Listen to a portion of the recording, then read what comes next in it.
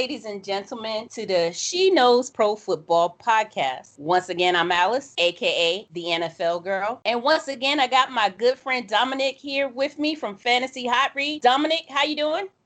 Well, I could be better. The Saints won the game, but they lost Drew Brees for probably about a month. And after I made fun of you for having Arkansas beat Tennessee last week, Arkansas went out and got trounced by Florida. Luckily, though, Florida didn't have Kyle Pitts, so they would have put up 70 on him instead of 63. Listen, none of my teams won. I had nothing to look forward to, and I got to work on Thanksgiving. So, yay! Well, you guys, I don't know how they keep doing it every week, but the NFL is still trugging along. And we are now up to week 11. I'm excited for this week. I can't tell you why. Maybe because I'm just surprised we got this far. So let us get started on our matchups. Starting with our Thursday night game, we got the 6-3 Arizona Cardinals headed to Seattle to face the 6-3 Seahawks. Dominick, who you got? Yeah, we saw what you coined before anybody else did, and I'll give you credit for it as well, that Hail Murray throw to DeAndre Hopkins there that won the game for them over Buffalo. It was a really good game that just with an incredible ending. 2 great touchdowns there at the end between that one and obviously the throw from Allen to Stephon Diggs was great as well. We have them coming off that emotional high going into Seattle with their team that just stunk it up last week, only put up 13 points in their loss to Los Angeles. Do you think this is going to be a different game though? Seattle's going to get Carlos Hyde back in this game. They're probably not going to have Chris Carson in this game. Russell Wilson's been struggling lately, has 10 turnovers in the last 3 games, but I don't think that's going to continue. Arizona's defense is not at all Los Angeles' defense. Los Angeles is second overall in sacks this year. Arizona does not get pressure on the quarterback. I do think going back home, Seattle's going to be, they know they have to win this game. They have an extremely easy schedule. After this game, they play the Eagles, the Jets, I believe the Giants, and the Redskins. So they have a very easy 4 games after this. So they're not going to be looking past this game. They know they need it, and I think they're going to get it as well. So I'm going to take Seattle in this one. You guys, that Cardinals game was incredible. I literally thought that it was over. Bills had won it. And then Hail Murray, full of grace. Nuke came down with it. That was amazing. It was incredible. I was screaming, covering the game or whatever, because it just was so mind-blowing how great that game was. And the fact that Arizona was able to pull it out in the end on that play. Meanwhile, Seattle, oh my God, they look so bad in this game against the Rams. Shocked at how bad they look. Now, part of that has to do with the Rams defense and how well they've been playing, in particular in that particular game. But some of that really is on how poorly Russell Wilson has played and the way that they was able to really smother Tyler Lockett in that game. I'm really hoping that this will be another exciting and interesting game just because their NFC West is like one of my favorite now to watch this season. I really feel like with Seattle being back at home, being fired up, being pissed off that they caught another L, and in particular to the Rams who they were expected to beat, I really think that they are going to be able to get the win at the end of the day because they're going to want to be able to turn it around. But Russell Wilson really needs to step his game up this week. And with them not having Chris Carson again this week, I need to see more out of that passing game. I have high expectations. I have good thoughts that they are going to do well in this game. Yeah, I'm like you. I definitely got to give this one to the Seahawks.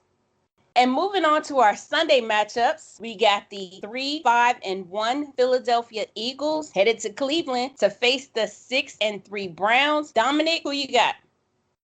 Yeah, the Browns, as you said, they're 6-3. I think there's about 25 teams in the NFL right now that are 6-3. It's just amazing how many teams have that record. They have Nick Chubb back from last week. He did great in his return in that bad weather game. Kareem Hunt actually plays better with Nick Chubb back, so that's going to be tough for the Eagles as well. The only thing that Cleveland doesn't really have is they're not really going to have any wide receivers that are going to be able to do a whole lot of stuff here. Darius Slay has been very good this year for the Eagles in the secondary, so he should be able to shut down maybe, I don't even know who he would be covering, maybe Rashard O'Higgins, because I don't think he's going to be covering Landry in the slot. We'll have to see. The tight ends could do good work here for Cleveland, though. Philadelphia, we've seen Carson Wentz really regress quite a bit this year. Miles Sanders came back last week. He should do it very good this week. I think it's going to be a run-first game for both of these teams. This is going to be another quick game, just like last week was. As much as I hate to do it, I do think that Philadelphia tends to play good opponents on the road good. Even earlier this year when they played San Francisco was pretty good, and they beat them. We've seen them play up to Pittsburgh. We saw them play up to the Ravens, even though the Ravens game was at home. It just seems that the Eagles kind of play to their opponent. I think they're going to do that again this week, and I think they're going to be able to go in there and beat Cleveland.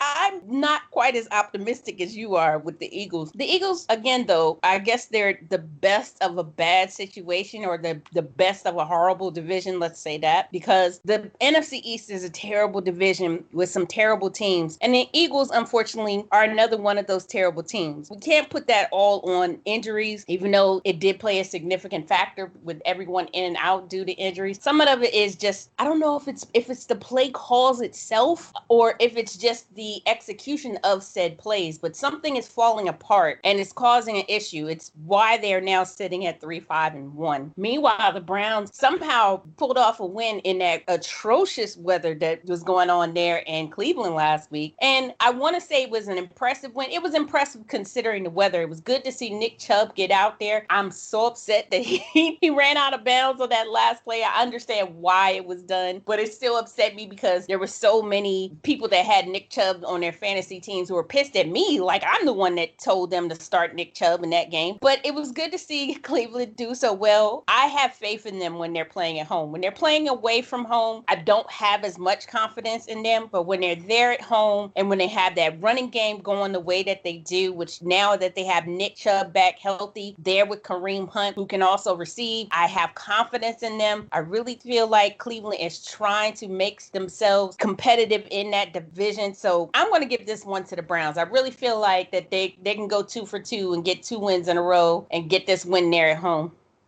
Next up, we got the 3-6 Atlanta Falcons headed to New Orleans to face the 7-2 Saints. Dominic, who you got? Yeah, the Saints, obviously, they lost Drew Brees last week. He has 5 fractured ribs and a collapsed lung. He's going to be out a minimum of 2 weeks. We talked earlier off the air that if it were me or you and we had a collapsed lung and 5 broken rings, I'd be out of commission for like 8 months. So 2 weeks is amazing to me. But either way, just this game, I think Jameis Winston's going to be able to do quite a bit here against this Atlanta defense. I know they're playing better since Dan Quinn was fired, but they're still not a good defense. They are going to be able to score as well. These games are always close between these two teams, even when one's really good and one's really bad, which is the case here. That said, Michael Thomas is back. Alvin Kamara just had 3 touchdowns last week, even though he only had 15 rushing yards. He's possibly the best running back in the game. It's down between him and Dalvin Cook right now. So I just do think that their offense is very good. Their defense is going to be able to do enough against Julio Jones and Calvin Ridley and Matt Ryan. And it is in New Orleans, so I am going to take the Saints here. But it is going to be probably a field goal game.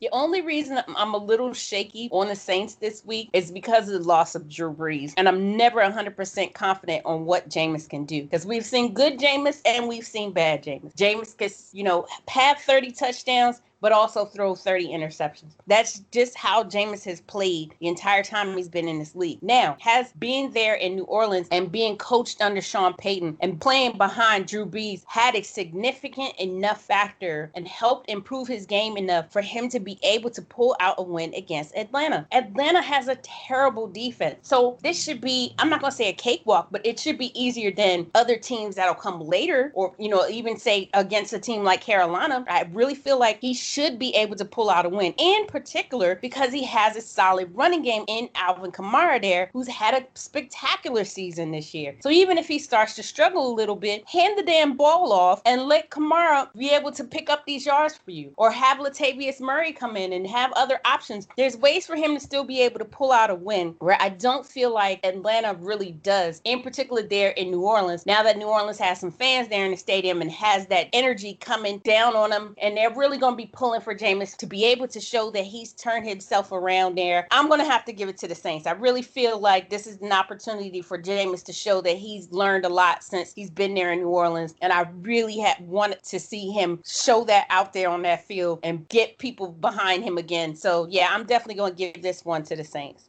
Luckily for the Saints, without Drew Brees, they do have a pretty easy schedule coming up, including a game against Denver, and they also play Minnesota, who is a tougher team, but they're still pretty easy. So they have a pretty easy schedule in the next couple of games, but they just have to worry about that Week 15 matchup. They do play Kansas City.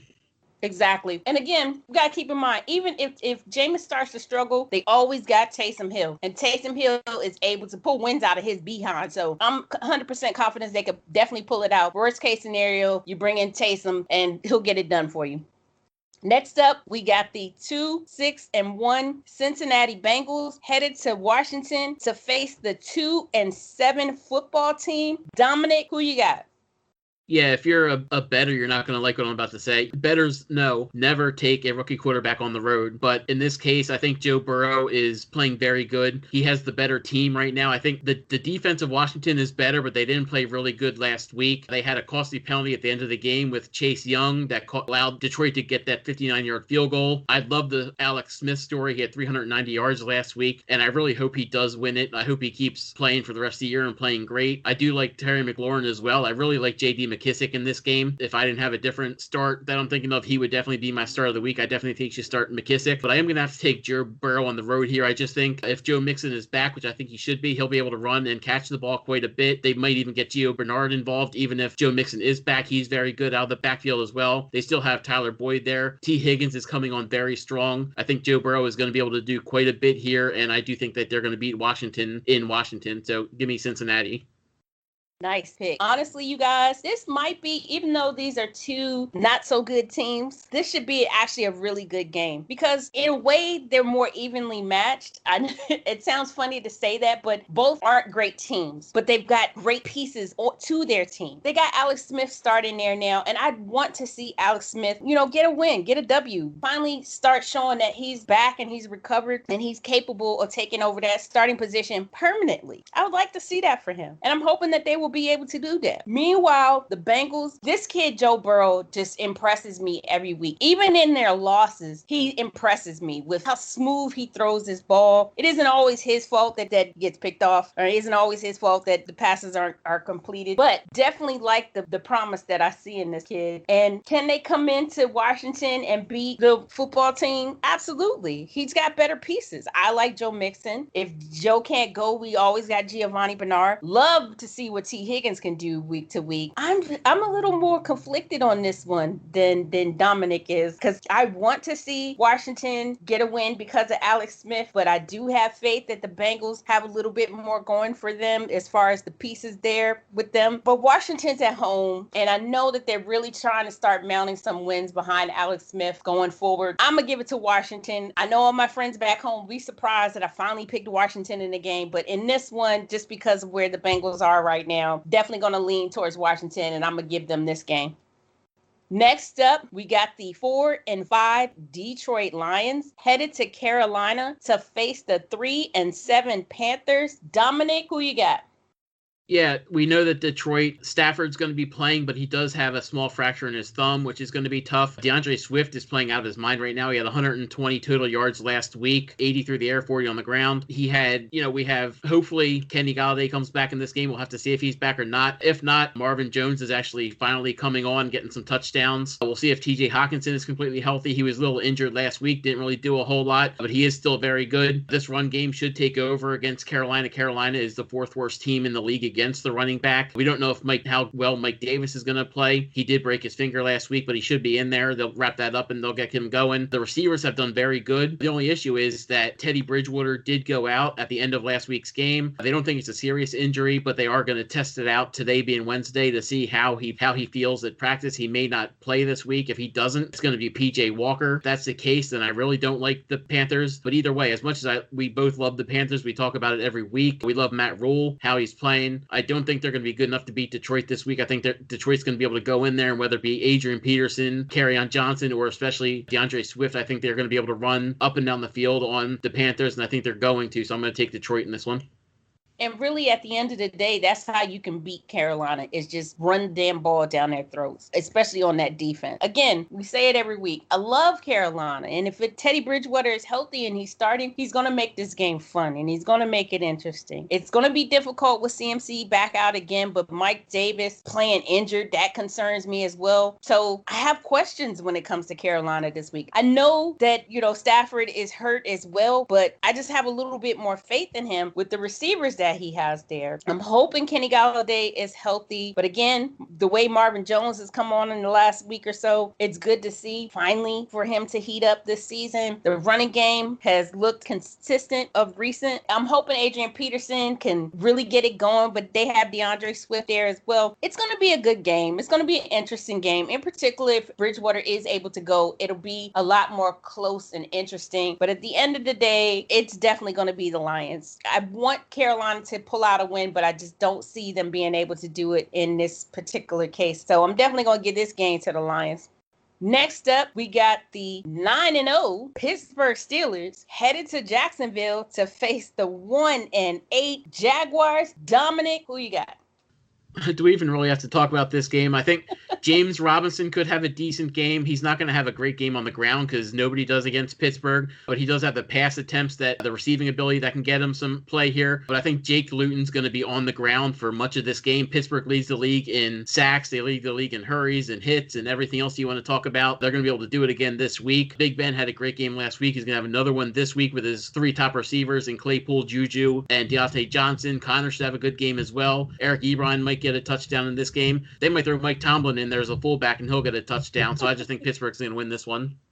Yeah, I want to say something good about the Jaguars, and I really can't right now. Minshew is still out. They still got Jake Luton in. I don't have faith in what he'll be able to do. James Robinson should have a decent game. He won't have a great game. The Steelers have a phenomenal defense, so I don't see them being able to get a lot of touchdowns in this game, if any. It's going to be a struggle for them, even they're at home, sadly. That's just how I'm being realistic and how I feel on this game. Meanwhile, Pittsburgh, hope they do score 4 or 5 touchdowns. That would make it amazing and probably make it more interesting than what I expect the Jaguars to be able to do. Big Ben is having a great season because he's got great receivers. Chase Claypool has really come on this season. I've loved this kid. Juju has been showing that his off-season training has really panned out well for him. They got Eric Ebron there. He's been a great addition for them this season. James Conner is always going to produce for you. Again, I've said this before. I know the Steelers are going to catch an L coming up in the next several weeks, but it will not be to the Jaguars. I'm definitely giving this one to the Steelers.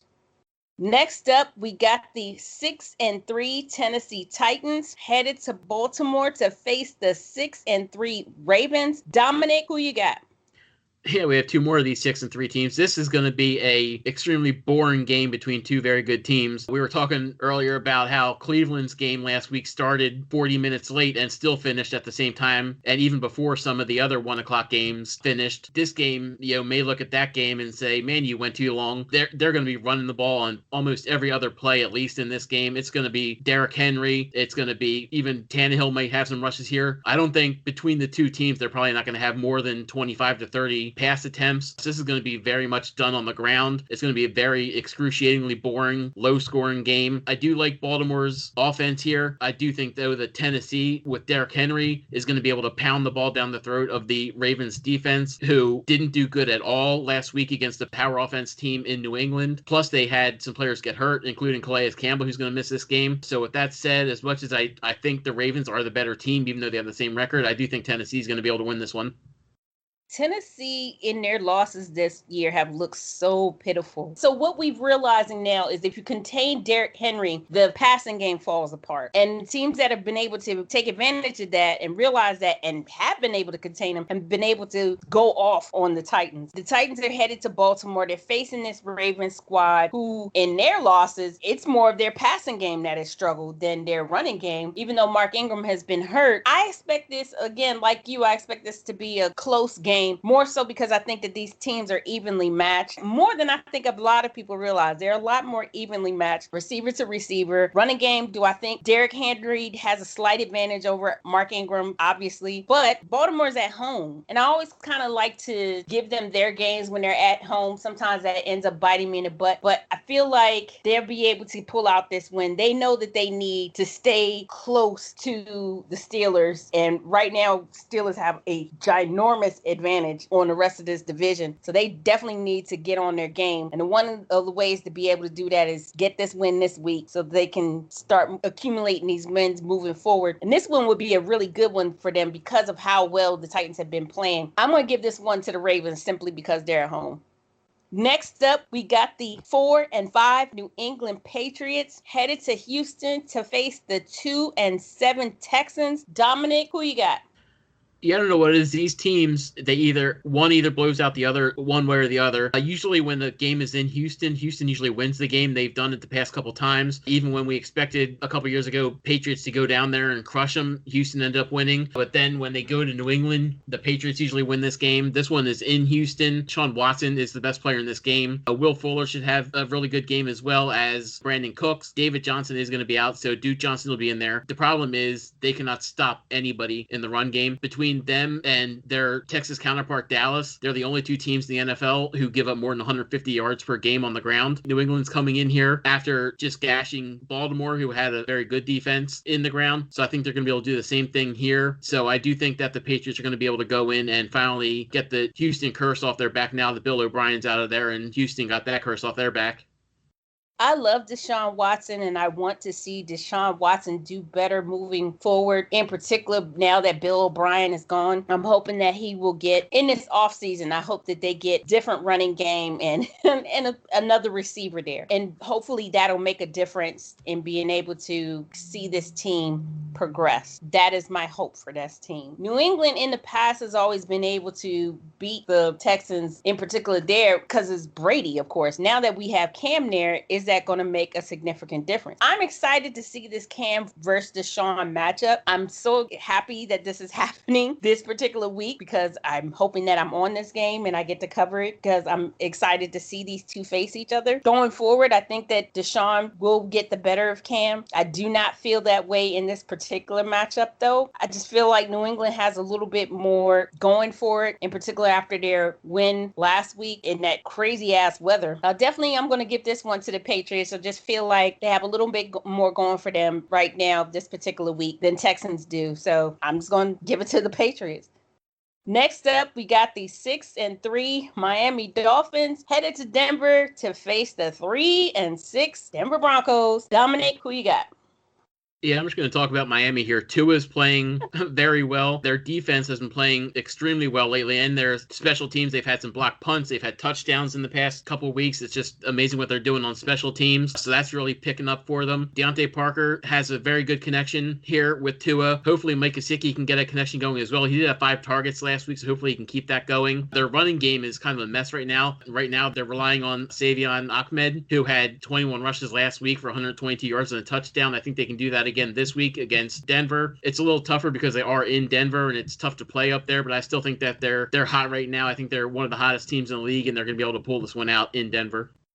So I'm going to start with my Broncos. And my Broncos are terrible on both sides of the ball. Every so often I see a flash of the defense do something impressive, like maybe they'll get an interception or maybe they'll get a block on a ball. And those moments make me happy, but there aren't enough of them this season. As far as the offense is concerned, Drew Lock has either been in and hasn't played well, or he's been hurt while he's been in, or he's been out. It hasn't been a good season for them at all. Philip Lindsay has been injured. Melvin Gordon's numbers haven't always been great. They're just so bad this season, and it hurts my feelings to say that as a Broncos fan. Meanwhile, the Dolphins decided to make the change to Tua, even though at the time Fitzpatrick was still playing well, because they kind of wanted to see what they had in this kid. And what they have in this kid is pretty damn impressive. I have been so thoroughly impressed by this kid and what he's been capable of doing and the way that he has been able to play since he's been out there. Even with Devonta Parker and Mike Gesicki, and the kid can run for it and get his first downs if necessary, especially since he doesn't have much of a ground game. I love this kid. Love the Dolphins for making the decision to go to this kid. Thank you, Brian Flores, for making that decision. I got to pick the Dolphins.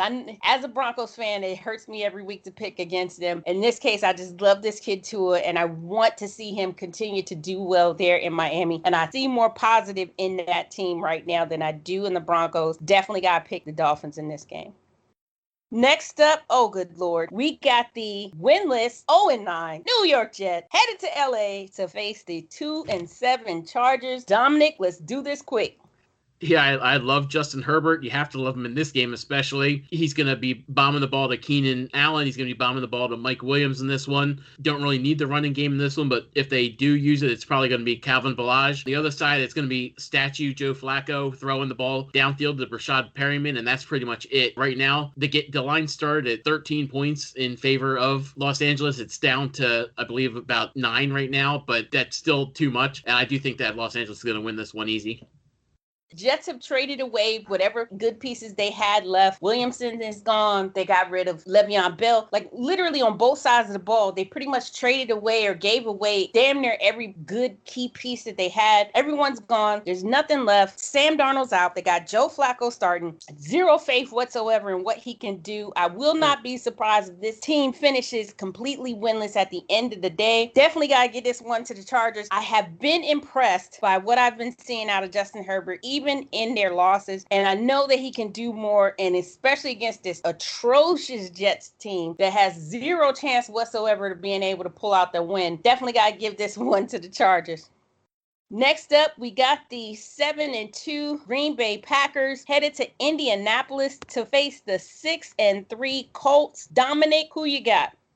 Yeah, this one's actually going to be tough for Green Bay because, I mean, they do want to try and run the ball with Aaron Jones, but Indianapolis is extremely good against the run. They haven't given up a 75-yard rusher yet this year. Their defense is really good, especially with Darius Leonard there being a freak inside. I actually was watching one of their games a couple weeks ago, and he's 6'2". He has the wingspan of somebody who's 6'10". So he's just got monster arms. He's able to wrap you up. So I don't expect a good game from Aaron Jones in this one, but I do expect a good game from Aaron Rodgers in this one, and especially going to Devontae Adams. And also now that he has Allen Lazard back, we saw MVS has had a couple good long catches the past couple weeks for touchdowns. So I think Aaron Rodgers is going to light up this Colts defense. The run game's not going to do much, but the run game for the Colts isn't going to do much either, even though Green Bay is just terrible against the run. But just with the three-headed monster they have there, I don't think it's going to be able to do a whole lot. Jair Alexander should be back for this one, so he's going to be able to lock down probably Michael Pittman on the outside since T.Y. Hilton hasn't done anything at all. Phillip Rivers is having a pretty good NFL season. He's not really doing anything for fantasy, so you don't really have to worry about him here. But I am going to take Green Bay in this one, and I do think that Aaron Rodgers right now should be the favorite for the MVP.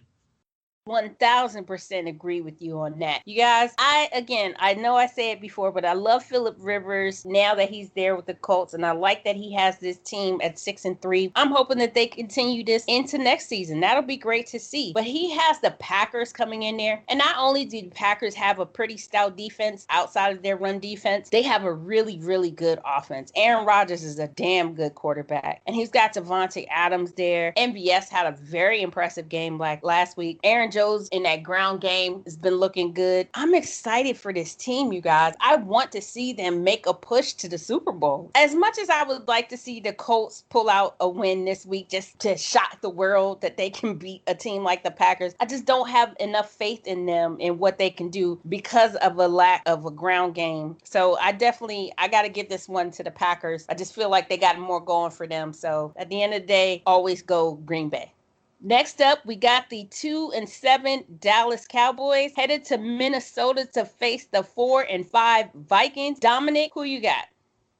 Yeah, Andy Dalton should be back in this game, which could be good for Michael Gallup. He's actually been pretty good with Dalton for the one game that he was in. Could also be good for Amari Cooper. He tends to get more touches here with Dalton in there. Ezekiel Elliott has been extremely disappointing this year, but he should have a solid game as well. But like I said when we were talking about Houston and Dallas are the only two teams to give up over 150 yards per game rushing. Now they're going up against Dalvin Cook, who should put up 150 maybe in the first half in this game. He's going to have a ton of yards in this game. He's going to be able to just ram the ball down Dallas defense's throat. Whatever defense they do have there, it's not much. We saw Kirk Cousins take apart Chicago on Monday night. He had 280 yards and 2 touchdowns. He's not going to need to do that this week. It's all going to be Dalvin Cook, and probably after Dalvin Cook gets tired, they'll put in Alexander Madison. Either way, it's going to be run, because that's all they're going to need to do, and they're going to be able to win this game.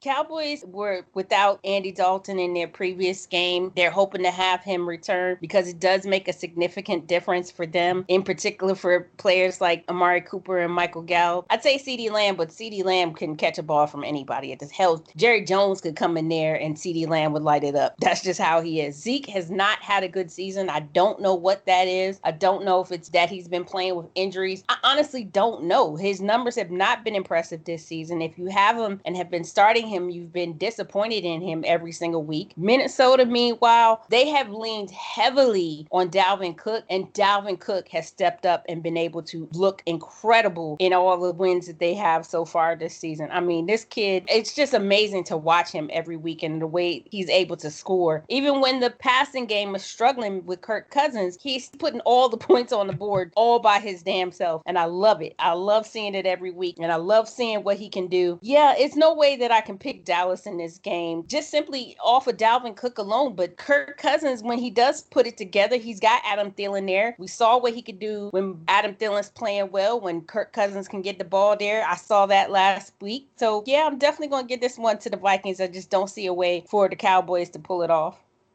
Next up, we got the 8-1 Kansas City Chiefs headed to Vegas to face the 6-3 Raiders. Dominic, who you got?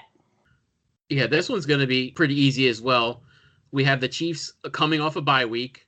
So we have Andy Reid coming off a bye week, who I believe is somewhere like 22-1 coming off a bye week or something. He's just crazy coming off a bye week. And they're going to be avenging the only loss they had this year. This may not even be a close game. I think the line right now is 6.5 points. I would say that it's probably going to be closer to 10 or 14 points. I think that they are going to be able to do it this week, whether the Raiders get their defensive players back or not. I think the Chiefs are going to go in there to Las Vegas and light up and get 7-7-7 across the board against Las Vegas and just cash in on the jackpot. The Raiders, you guys, when they win, they look hella impressive in their wins. But when they lose, man, they stink up the place. Their defense has looked good in games like against the Broncos. But look, I'm talking about the Broncos, seriously. So you can't really compare. Going against these Chiefs, though, Chiefs have looked good on both sides of the ball. But in particular, this offense is, my God, impressive. And after you figured that they couldn't do any more with having Clyde Edwards-Helaire, they had brought on Le'Veon Bell, who's been able to help them out. Even when Mecole Hardman has been out, you still got Tyreek Hill. They got Travis Kelce. Patrick Mahomes is such a phenomenal kid. It's hard to imagine where the Chiefs are going to catch L's, but I can tell you where they're not going to catch it. It's there in Vegas. They are definitely walking away with the W in this game. And last up is our Monday night match. We got the 6-3 Los Angeles Rams headed to Tampa Bay to face the 7-3 Buccaneers. Dominic, who you got? Yeah, the Rams are just playing extremely good right now. Like I said, they're 6-3 as well. Jalen Ramsey is playing all world right now. He was able to shut down DK Metcalf last week. They're shutting down quarterbacks all season. I don't think they're going to be able to completely shut down Tom Brady, though. Yes, they were able to shut down DK Metcalf, and Tyler Lockett got a little injured last week, so he didn't really have the game that we thought he would. But this week, they're going against Mike Evans. They're going to have Chris Godwin there as well. They'll probably have Jalen Ramsey on the outside against Mike Evans, so that's going to leave Antonio Brown wide open as well. It's also going to leave Chris Godwin. They still have Ronald Jones, who had 198 yards last week, and if they don't want to use him, they have Leonard Fournette. So this team is just loaded right now. I do think the Rams coming across the country is going to be tough for them. This is the second time they've done it in a couple weeks. They played Miami a couple weeks ago and lost. I do think they're going to lose this one again, even though it is on Monday night. I'm going to take Tampa Bay in this one by probably about a touchdown. The Rams looked really impressive in their win last week, in particular on that defense and the way that they were able to shut down Seattle's receivers. That was phenomenal. But coming here to Tampa Bay, you don't just have to worry about Mike Evans. You don't just have to worry about Chris Godwin. You now have AB there. He isn't catching every touchdown from Tom Brady, but that isn't the point. You have to worry about him as a threat when he's out there on that field, which opens up the opportunity to complete touchdowns to Chris Godwin and Mike Evans. And then in case there's a struggle in the passing game, Rojo has been able to step up these last week. It's particular last week, but these last couple of weeks, he's looked really good. And then when he struggles, is always Leonard Fournette. This is a very solid, very stacked team. Oh, and guess what? They still got Gronk there too. He's been more of a factor as a blocker than he has in receiving. That's fine. He still helps them every week, whether it's catching a ball or whether it's just being used as a blocker. This team is so stout, so stacked. I know they are going to continue to mount up L's, and Bruce Arians is going to be digging in Brady's ass anytime they catch one, but they won't catch one to the Rams this particular week because they're there at home, because of the way they've been playing. Definitely going to give this one to the Buccaneers. I just feel like at the end of the day, they're going to be able to pull this off and win it very impressively. Well, you guys, that's all of our matchups. Dominic, give me one start and one sit in fantasy. Well, really quickly, I do want to say if you're able to get him in there for Thursday, I want you to start Carlos Hyde. He's going to be very good without Chris Carson being there, so get him in there if you can. But talking about Sunday games, we're going to talk about J.D. McKissick of the Washingtons. Everybody loves Antonio Gibson. I love him as well. J.D. McKissick had 15 targets last week as a running back from Alex Smith. They're going to use him all over the place. They're going to use him in the run game. They're going to use him in the pass game. Antonio Gibson only has one touch all year on third down, so they use J.D. McKissick on third down as well. So he is the running back I would start here. And instead of a sit, I'm actually going to give you a little bit of a cheat. I believe it's only going to work on ESPN because I did look on Yahoo and I did look on CBS and he's not listed. As we were talking about earlier with Jameis Winston, he's going to be the quarterback most likely. But if he gets injured or if something happens where he doesn't play well, Taysom Hill is probably going to go in there. He's probably going to get some play at quarterback anyway. If you're playing on ESPN, he's listed as a quarterback and a tight end. So you can put him in your tight end slot. And even if he plays quarterback, all those stats are going to still count for you as the tight end position. So if you're playing on ESPN and Taysom Hill's on your team, put him in your tight end slot this week. That's a really good cheat right there. That is an awesome cheat. If you could start Taysom Hill this week, you guys, even if it's at the tight end position. Well, you guys, that's all the time we have today. I want to thank everybody again for listening. Be sure to follow me on Twitter at TheNFLGirl320. Dominic, where can they follow you? You can follow me on Twitter at EnvisionFF. You can read more of my thoughts on SheKnowsProFootball.com. Dominic, where can they read your work? You can read my work at FantasyHotRead.com, Rotoballer.com, and ExpandTheBoxScore.com. That's all the time we have. See you back here next week.